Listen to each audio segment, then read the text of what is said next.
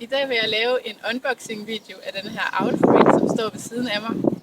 Owlcrate, det er en slags online bogklub, som hver måned kan sende dig en kasse, hvor der er en young adult bog i, altså en ungdomsbog, plus nogle forskellige små ting, som kan hjælpe dig med at få en god læseoplevelse ud af bogen.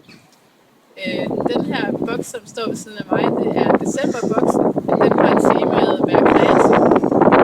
Og det er lykkedes mig ikke at blive spoilet med hensyn til indholdet, så jeg glæder mig selvfølgelig rigtig meget til at finde ud af, hvad det indeholder. Lad os gå i gang med at pakke ud.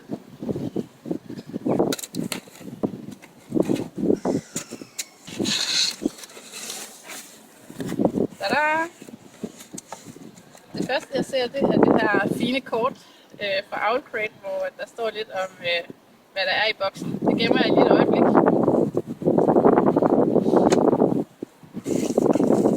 Så har vi en masse papirfnuller. Så håber jeg ikke, det blæser alt for langt væk. Jeg skal nok samle det op bagefter, så det ikke går ud over naturen, at jeg sidder her. Så gør jeg lige herovre. Her er noget, der hedder Boglovers Soy Candle, Frostbite Studio, og det er Reading at the Cafe. Det dufter af kakao, tror jeg. Ej, hvor sjovt. Jeg laver nogle billeder senere, hvor I kan se det tæt på.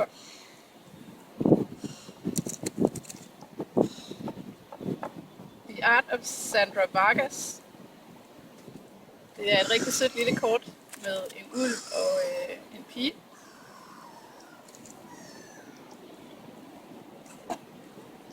Så har vi en to-do-list med en sød lille blæksprutte, der læser. Og man kan krydse af, om man har gjort eller ikke endnu gjort det, man skal gøre. Og bagpå der står der hej fra Boy Girl Party. Den er rigtig sød. Wow. Det ligner en...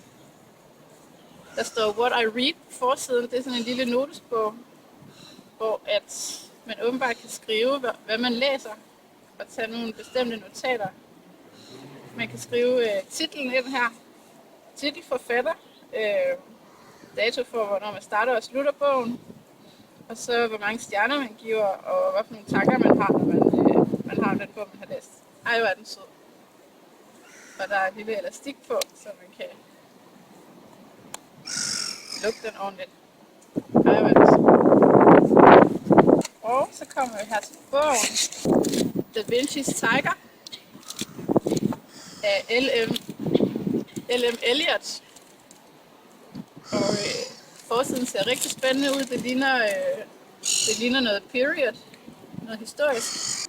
På forsiden står der an exquisitely detailed story of the passionate relationship between artist and muse, beautifully painted.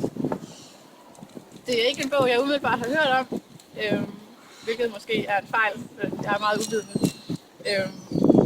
Men den ser virkelig, virkelig god ud. Den glæder jeg mig helt vildt meget til at læse. Og så er der også nogle små klistermærker her inde i posen også,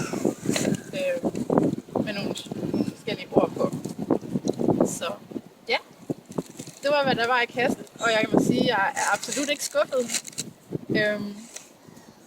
Da jeg første gang hørte om Owlcrate, så gik der ikke særlig lang tid, før jeg egentlig besluttede mig for, at det her det skulle jeg prøve, selvom at, det var lidt dyrt. Selve kassen den koster $20, og for at få det sendt til Danmark, det koster $30, hvilket så reelt giver $50, og det svarer til omkring 300 danske kroner.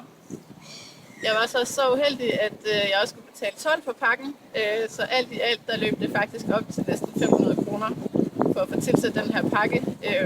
Og det, selvom at det er en rigtig god pakke, så er det måske sådan lige lidt mere, end jeg havde regnet med. Så jeg er ikke sikker på, at jeg bestiller næste måneds Owlcrate. Men det var i hvert fald helt sikkert noget, der skulle prøves. Og jeg håber, at I har synes, at den her video var sjov.